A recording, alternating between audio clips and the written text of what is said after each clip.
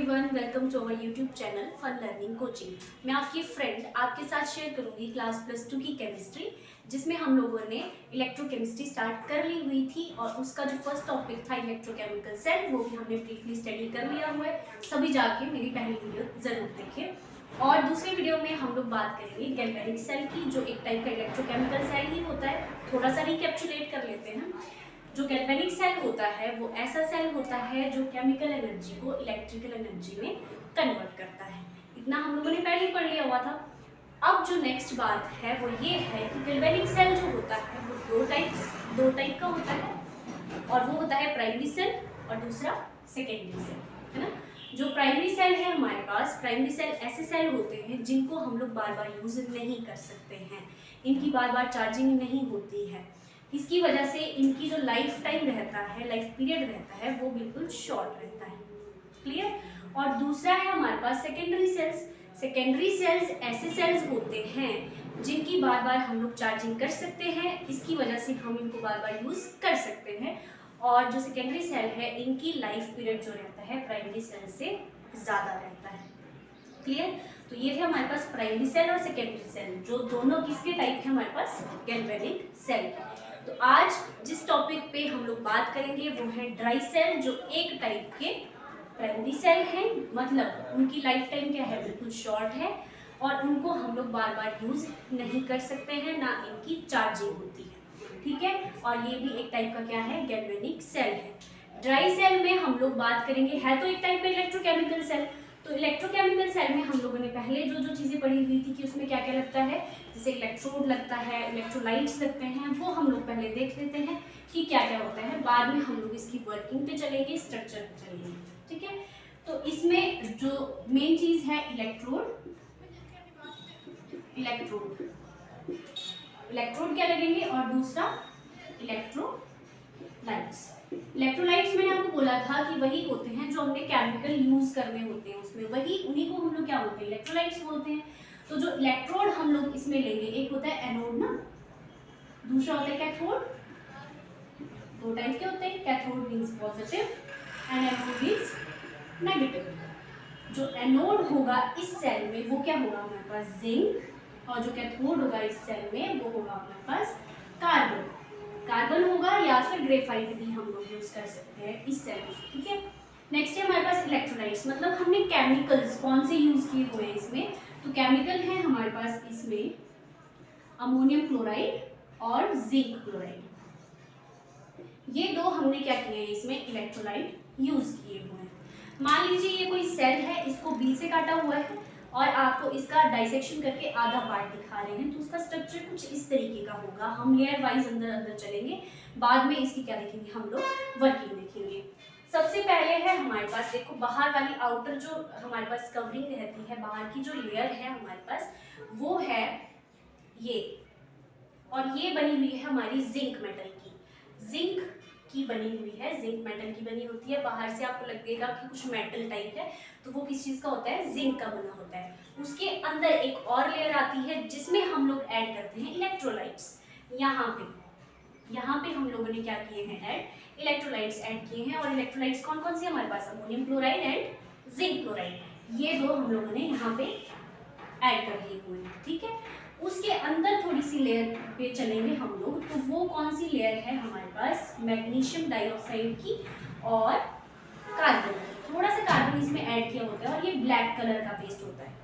ये जो होता है ये ब्लैक कलर का पेस्ट होता है। कभी सेल को फोड़ के देखना, तोड़ के देखना, तो आप लोगों को वो ब्लैक कलर का जो पेस्ट दिखाई देगा उसमें, वो कैसा होगा हमारे पास, वो होगा हमारे पास बना हुआ कार्बन का और MnO2 का।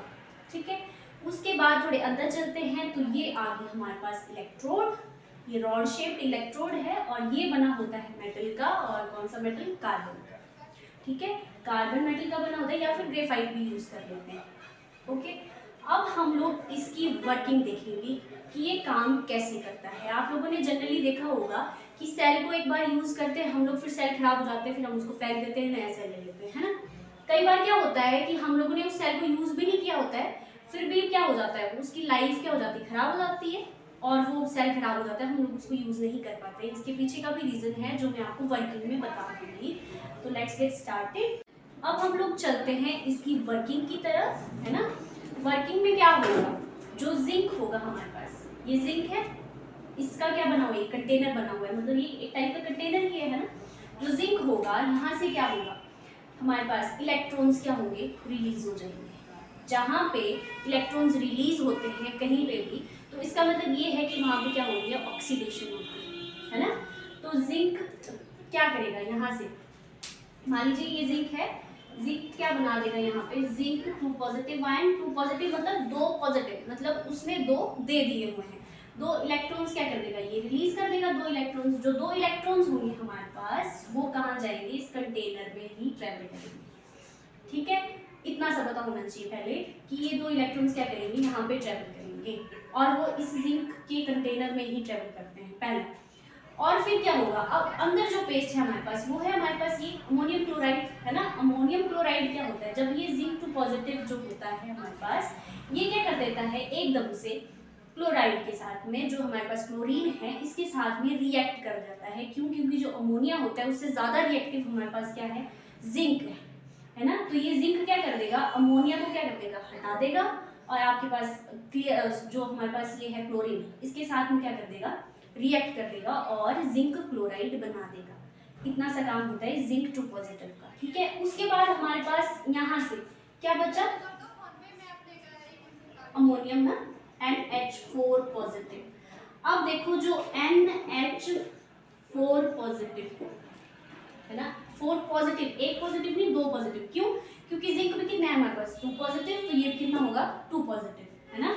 अब देखो जो अमोनियम आयन होता है हमारे पास, वो होता है हमारे पास NH3, है ना।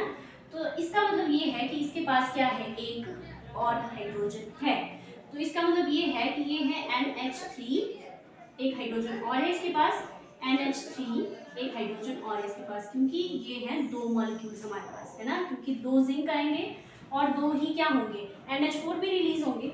इसका मतलब ये है, तो ये जो 2 जो हमारे पास ये है हाइड्रोजन है, हाइड्रोजन यहाँ पे क्या हो जाते हैं, रिलीज हो जाते हैं। जो हाइड्रोजन रिलीज होते हैं वो क्या करते हैं, यहाँ से जो इलेक्ट्रॉन्स आ रहे होते हैं ना कैथोड के पास, उसको ले लेता है हाइड्रोजन। ठीक है, हाइड्रोजन ले लेगा और इस तरीके से क्या होता है, रिएक्शन कंप्लीट होता है और इस तरीके से साइकिल चलती रहती है। फिर क्या होता है हमारे पास, जो अमोनिया होता है, ये अमोनिया होता है, ये मतलब मान लीजिए NH4 2 पॉजिटिव है, ये रिएक्ट कर लेता है हमारे पास, अंदर जाएगा ना ये पहले, है ना, अंदर जाएगा तो ये क्या करेगा, MnO2 इसके साथ में रिएक्ट हो जाएगा, इसके साथ में रिएक्ट होगा और वहाँ पे होते हैं फिर ये रिलीज हो जाते हैं, वहाँ पे ये रिलीज हो गए और यहाँ से क्या करेंगे, 2 इलेक्ट्रॉन्स ले लेंगे, 2 इलेक्ट्रॉन्स वहाँ से ले लेंगे और फिर यहाँ पे क्या हो जाएगा, हमारे पास रिएक्शन क्लोज हो जाएगा। हम लोग इसका रिएक्शन देख लेते हैं। अब देखो, कोई भी किसी भी चीज में से इलेक्ट्रॉन्स फ्लो तभी करेंगे जब वो क्या होगा, क्लोज सर्किट होगा। अब देखो मान लो यहाँ से हम लोगों ने कोई वायर लगाई हुई है यहाँ, है ना, तो ये जो 2 इलेक्ट्रॉन्स है यहाँ से आएंगे, इस वायर्स के थ्रू जाएंगे कैथोड में, कैथोड से हाइड्रोजन उसको ले लेगा, होगा ऐसा नहीं। तो ये है एक ही साइड, ये रिवर्सिबल नहीं है, रिवर्सिबल होता तो ये प्राइमरी नहीं कहलाता, ये क्या कहलाता, सेकेंडरी कहलाता, लेकिन ये प्राइमरी सेल है। क्यों, क्योंकि देखो इसमें जो जितने भी रिएक्शन हो रहे हैं वो रिवर्सिबल नहीं है ना। और दूसरी बात ये है कि हम इसमें चार्ज भी नहीं कर सकते फिर से। तो इस तरीके से क्या होता है, जो जिंक है वो तो इलेक्ट्रॉन्स देता रहेगा देता रहेगा देता रहेगा देता रहेगा, उसको तो वापस से इलेक्ट्रॉन्स नहीं मिल रहे हैं, क्यों, क्योंकि इसकी चार्जिंग हम नहीं कर सकते हैं, तो देता रहेगा। तो ये जो इलेक्ट्रॉन्स जो ये हमारे पास जिंक है, जिंक की वॉल्स क्या, इस कंटेनर की वॉल्स क्या करने लग जाती है, कोरोड करने लग जाती हैं, और एक टाइम ऐसा हो जाता है कि यहाँ पे बहुत ज़्यादा क्रोजन हो जाती है, जिसकी वजह से इलेक्ट्रॉन्स खत्म हो जाते हैं और इसकी वजह से इसकी लाइफ क्या रह जाती है, शॉर्ट हो जाती है, या फिर ये काम करना बंद हो जाता है, ये फंक्शनल नहीं रहता है। अब हम लोग बात करते हैं पेपर में जो मेनली होता है, जो आपको लिखना पड़ता है, वो है रिएक्शंस इसके। तो रिएक्शंस देख लेते हैं, रिएक्शंस लिख लेते हैं थोड़े से। तो पहले बात करेंगे हम एनोड की, एट एनोड। एनोड पे क्या हुआ था, मैंने बोला था एनोड पे क्या हो रहा है, हमारे पास ऑक्सीडेशन हो रही है ना। ऑक्सीडेशन किसकी हो रही है, देखो जिंक जो है हमारे पास वो क्या कर रहा है, जिंक 2 पॉजिटिव आयंस बना रहा है और 2 इलेक्ट्रॉन्स रिलीज कर रहा है, 2 इलेक्ट्रॉन्स रिलीज कर रहा है, इसका मतलब यहाँ पे क्या हुई हमारे पास, ऑक्सीडेशन हुई, है ना, क्या हुई, ऑक्सीडेशन। ठीक है, ओके। नेक्स्ट फिर अंदर क्या होता है हमारे पास, ये जो जिंक 2 पॉजिटिव आयन है ये किसके साथ में रिएक्ट होते हैं, NH4Cl के साथ में। जिंक 2 पॉजिटिव आयंस प्लस ये वाली चीज हम लोग लिख देते हैं पहले, 2 इलेक्ट्रॉन्स किसके साथ में रिएक्ट होंगे, प्लस 2 टाइम्स NH4Cl। और ये आगे जाके क्या बनाएंगे हमारे पास, देखो हमारे पास बच जाता है फिर NH4 2 positive plus zinc chloride, ये हमारे पास बन जाता है। ठीक है, ये वाली चीज हमारे पास बन जाती है। इसने मतलब 2 इलेक्ट्रॉन्स ले लिए, जब इसने 2 इलेक्ट्रॉन्स लिए इसका मतलब ये है कि यहाँ पे क्या हो रही है हमारे पास, रिडक्शन, ये हुई हमारे पास रिडक्शन। ठीक है, फिर क्या होता है इसके बाद एक रिएक्शन और हम लोग लिखें तो क्या होता है, जो हमारे पास ये NH4 2 पॉजिटिव, ये क्या करता है, NH4 2 पॉजिटिव क्या करता है, यहाँ पे कर देते हैं। अब हम लोग बात करेंगे एट कैथोड। कैथोड पे जाके क्या करता है, ये देखो कैथोड पे जाके NH4 positive 2 positive, sorry NH4 2 positive किसके साथ में रिएक्ट होगा, magnesium dioxide, manganese dioxide, sorry manganese dioxide के साथ में रिएक्ट करके क्या बनाएगा हमारे पास, देखो इसके जो 2 H थे, जो मैंने आपको पहले डिस्क्राइब कर दिया हुआ था कि इसके पास एक और H है ना, इसके पास 2 H होंगे, 2 H होंगे ना, क्योंकि 2 जिंक इसके साथ में रिएक्ट हो जाएंगे, वो किसके साथ में रिएक्ट हो जाएंगे, इसके ऑक्सीजन के साथ में, और वो बनाएंगे हमारे पास MnO, ये वाला कॉम्प्लेक्स बना देंगे, है ना। और साइड में हमारे पास क्या बच जाएगा, plus NH3 positive ions, NH3 2 positive ions बच जाएंगे हमारे पास, है ना, ये आयंस हमारे पास बच जाएंगे। और जो हाइड्रोजन होगी हमारी, जो हाइड्रोजन होगी हमारी, यहाँ पे मान लीजिए टाइप का ये स्टिकी सा सब्सटेंस होता है, स्टिकी सा होता है मतलब मॉइस्चर जैसा रहता है। आप लोग किसी भी सेल को ऐसे तोड़ के देखोगे ना, तो आप देखोगे कि ये जो होता है यहाँ पे ये ब्लैक जैसा पेस्ट, इसमें थोड़ा ऐसा मॉइस्चर जैसा होगा, वो किसकी वजह से होगा, इस कॉम्प्लेक्स की वजह से होगा। ठीक है, तो ये NH3 2 पॉजिटिव आयंस यहाँ पे रिलीज हो गए, और हमारे पास जो H पॉजिटिव आयंस होते हैं ये वाले, क्योंकि वो H नेगेटिव है ना, वो H नेगेटिव है, और ये क्या कर देता है, या फिर क्या हो जाता है H positive 2 times H positive, ये क्या हो जाएंगे, रिलीज हो जाएंगे, यहाँ पे ये रिलीज हो जाते हैं, और 2 इलेक्ट्रॉन्स क्या ले लेते हैं, कैथोड से ले लेते हैं, ऐसा कर देते हैं। फिर क्या होता है हमारे पास, कई बार क्या होता है, अब हम लोग, मैंने आपको पहले ही बोला था कि कई बार ऐसा होता है कि जो हमारा सेल है हमने उसको यूज भी नहीं किया हुआ है, लेकिन वो क्या हो जाता है, खराब हो जाता है। वो क्यों होता है, देखो जो H पॉजिटिव जो यहाँ पे ये निकले हुए हैं, ये क्या कर देते हैं, यहाँ पे निकलेंगे ना इसी पेस्ट में H पॉजिटिव यहाँ से, क्योंकि NH4 पॉजिटिव है, यहाँ के जो NH है, जो 2 H हमारे पास आते हैं, वो क्या करते हैं, यहाँ से इन 2 इलेक्ट्रॉन्स को डायरेक्टली यहीं से ले लेते हैं। होता है ना, अपना काम आसान करते हैं ये, कि मैंने यहाँ पे इस वाली लेयर में जाना, फिर इस कैथोड से 2 इलेक्ट्रॉन्स लेने, तो ये क्या कर देता है, यहीं पे भाई मेरे नजदीक में ही है 2 इलेक्ट्रॉन्स, तो मैं यहीं से ले लूंगा, मैं इतना ज्यादा क्यों करूँ, इतना ज्यादा क्यों चलूँ मैं, है ना। तो फिर ये क्या कर देता है, यहीं से इलेक्ट्रॉन्स ले लेता है। तो फिर क्या होता है, ये यहीं से रिएक्ट हो जाता है इसके साथ में, जिस रिएक्ट हो जाता है यहीं पे, इसका रिएक्शन यहीं पे चलता रहता है, यहीं पे चलता रहता है। ये क्या होंगे, फ्लो नहीं होंगे, इलेक्ट्रॉन्स फ्लो नहीं होंगे, और ये इसकी वॉल्स क्या हो जाएंगी, कोरोड हो जाएगी, कोरोड हो जाएगी, जिसकी वजह से सेल क्या हो जाता है, खराब हो जाता है। ओके, तो ये था हमारा पूरा ड्राई सेल, ये इसके कुछ रिएक्शंस हैं। ओवरऑल रिएक्शन लिखने की इसमें कोई ज़रूरत नहीं होती, आपको ये पता होना चाहिए कि कैथोड पे क्या हो रहा है, एनोड पे क्या होता है, बस ये चीज़ है। और ये इसका स्ट्रक्चर था, तो इसके साथ ये टॉपिक क्लोज होता है। होप कि आपको वीडियो पसंद आई होगी।